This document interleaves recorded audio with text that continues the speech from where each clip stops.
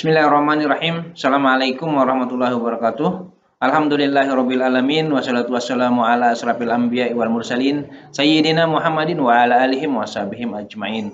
Jumpa lagi di channel Abidillah Akmal. Saya berharap rekan-rekan sekalian dalam keadaan sehat walafiat. Amin ya rabbal alamin. Pada kesempatan kali ini saya mengajak rekan-rekan sekalian untuk menyimak penjelasan dari Kementerian PAN RB terkait pendataan dan pemetaan tenaga non-ASN tahun 2022. Saya pikir info ini harus disampaikan walaupun agak terlambat ya, karena masih banyak rekan-rekan yang bertanya-tanya, apakah ini untuk pengangkatan ASN, berapa tahun masa kerjanya, bisa untuk non-ASN di sekolah swasta, apakah saya boleh ikut yang pengangkatan honor tahun 2022. Semua pada bingung, sekarang sedang sibuk mencari SPJ pembayaran honor mulai 2017 sampai dengan tahun 2021. Untuk lebih jelasnya, mari kita simak videonya. Jangan di skip ya, biar semua informasi bisa didengarkan oleh rekan-rekan.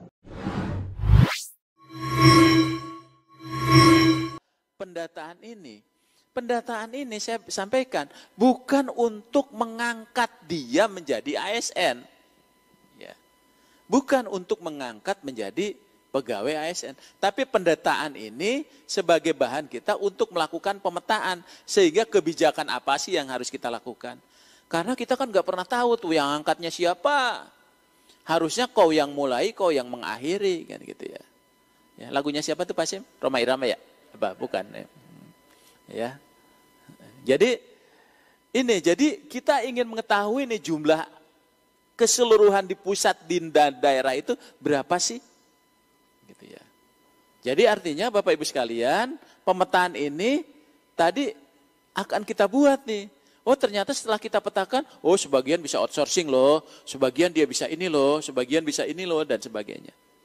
Atau bisa saja prosentase, nanti yang kita ambil untuk penerimaan ini sekian persen dari sini. Kan bisa Pak, tapi kalau sekarang kita nggak bisa Pak.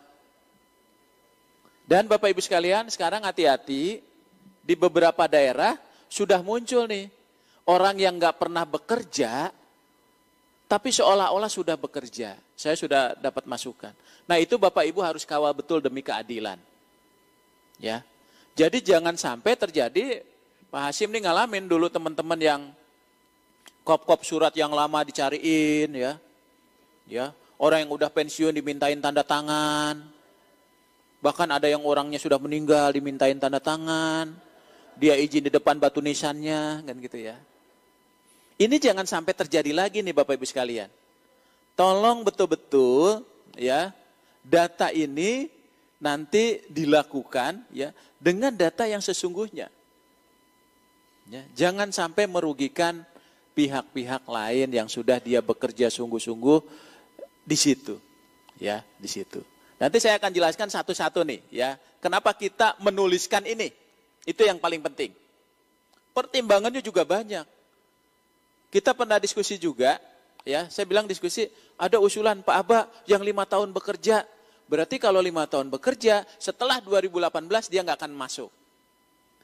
Dan pikirannya Pak Hasim, kalau kita batasi 5 tahun, seolah-olah yang 5 tahun inilah yang akan diangkat. Akan ramai lagi pasti. Ya, jadi kita betul-betul mempertimbangkan hal ini. Jadi ini bukan untuk mengangkat, tapi memetakan dulu seberapa besar potensinya, jumlahnya berapa. Yang pertama, itu yang berstatus tenaga honorer K2, THK2. THK2 itu yang mana? Kalau di data BKN itu ada yang jumlahnya 410.000. Ya, dan dia masih bekerja sampai saat ini. Itu masuk kategori THK2. Ya.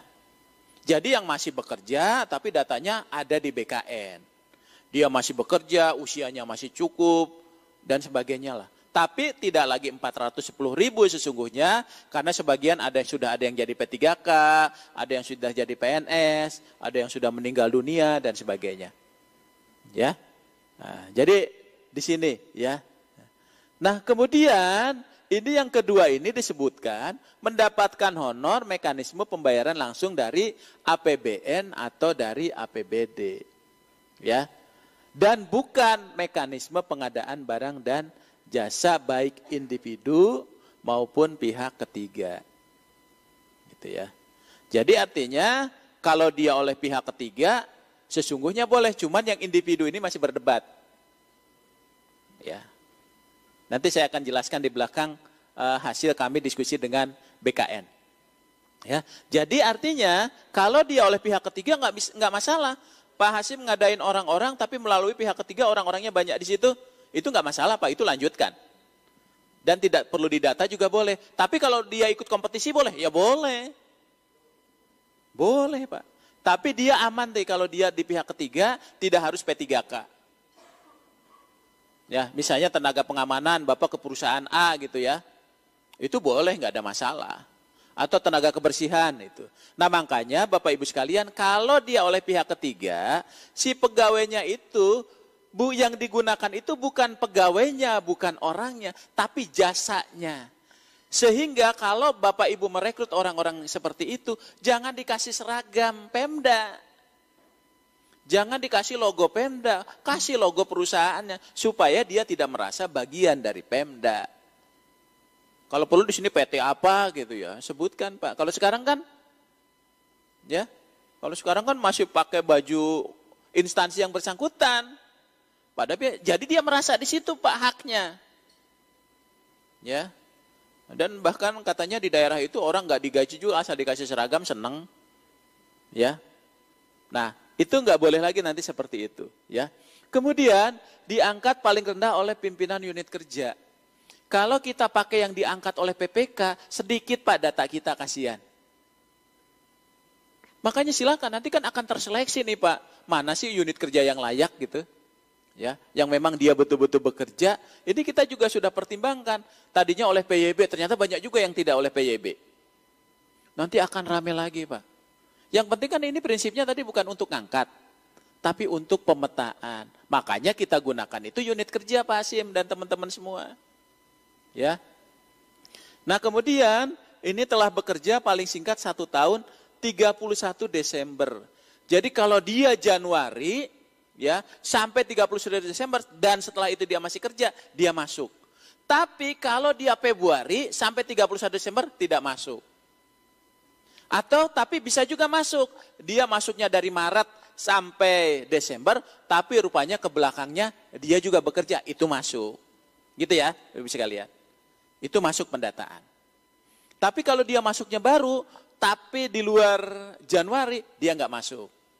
Kontraknya dia Maret sampai 31 Desember, sebelumnya dia udah pernah kontrak, dia masuk. Gitu ya. Kemudian ini berusia paling rendah 20 tahun, paling tinggi 31 Desember. Kenapa? Karena kita bicaranya adalah P3K. Sehingga usianya memungkinkan kalau ada kita yang usianya lebih. Jadi gitu Pak, membaca surat inilah kurang lebih begitu. Ini Pak Hasim udah mendahulu nih, harusnya saya menjelaskannya tanggal 24. Gitu ya. Nanti tanggal 24 Bapak Ibu hadir, kita akan launching untuk sistem aplikasinya. Jadi Bapak Ibu silakan bertanya, nanti kami sudah minta ke teman-teman tim teknis BKN untuk secara teknis memaparkan aplikasinya. Jadi cara menginputnya bagaimana, kodenya bagaimana nanti di tanggal 24. Tapi nanti siang Pak Hasim juga sudah ngundang dari tim teknis BKN. Ya. Jadi sudah duluan gitu ya. Tapi jangan mentang-mentang udah di sini nggak hadir tanggal 24, hadir juga, cuma Zoom aja kok. Gitu ya. Gitu ya. Barangkali nanti ada perkembangan baru. Ya, barangkali ada perkembangan baru gitu ya. Nah nanti yang aplikasinya, nanti besok yang tanggal 24 itu akan di launching. Tapi dalam hal tadi September nggak ada, maka kalau dia tidak masuk ke dalam ini, maka kita anggap dia tidak memiliki pegawai ASN. Kalau ada kebijakan, kita tidak akan lagi mempertimbangkan. Karena kalau di sini sudah by name Bapak Ibu sekalian. Ya, datanya itu by name. Kita nggak tahu Bapak Ibu sekalian nanti kebijakannya seperti apa. Tapi kalau datanya sudah ada di sini, yang akan terkena itu orang-orang yang ada di dalam itu. Ya, orang yang terkena. Jadi kalau ini mengandung konsekuensi, makanya Bapak Ibu sekalian, apalagi sampai puluhan ribu jumlahnya gitu ya. Nah itu nanti yang harus disiapkan. Ya, nanti Bapak Ibu sekalian secara teknis koordinasinya itu kami minta untuk berkoordinasi dengan Badan Kepegawaian Negara karena yang secara teknis dia melakukan itu. Ya. Jadi harus siap-siap nih, ada waktu, mungkin ada tim teknis yang secara khusus. Kalau di Jawa Timur saya kira koordinasinya tim BKD provinsi sudah bagus dengan Bapak Ibu sekalian sehingga bisa dilakukan sama-sama seperti ini, gitu ya. Terus lanjut. Nah, oleh sebab itu kalau kita petakan ya, maka SDM yang ada di instansi pemerintah itu nanti hanya ada 2 gitu ya. Ada 2 karena yang outsourcing itu bukan instrumen ASN. Dia hanya PNS, P3K. Jadi kalau yang sifatnya permanen, ya itu PNS. Kalau yang sifatnya temporer itu dalam arti 1 tahun dia diperpanjang, 1 tahun dia diperpanjang. Boleh nggak 20 tahun, 30 tahun? Boleh. Walaupun guru bunyinya 5 tahun plus 5 tahun, boleh nggak setelah itu perpanjang? Boleh. Sepanjang dia usianya belum 60 tahun. Jadi temporer itu bukan tempo-tempo kerja, tempo-tempo enggak, bukan. Tapi temporer itu dia setiap tahun dia harus wajib dilakukan.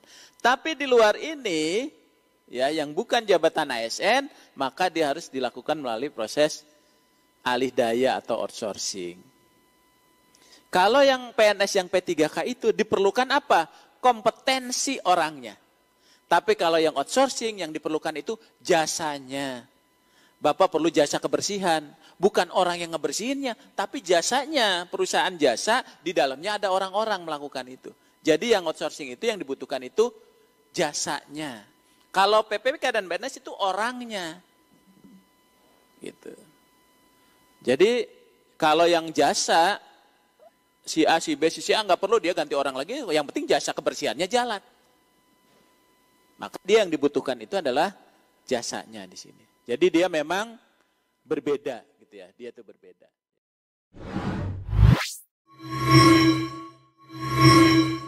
Nah, itulah penjelasan dari Kementerian PAN-RB. Semoga info ini menjadi pencerahan ya pada rekan-rekan sekalian. Hanya ini yang bisa kami sajikan pada kesempatan ini. Jangan lupa subscribe, like, dan share video ini.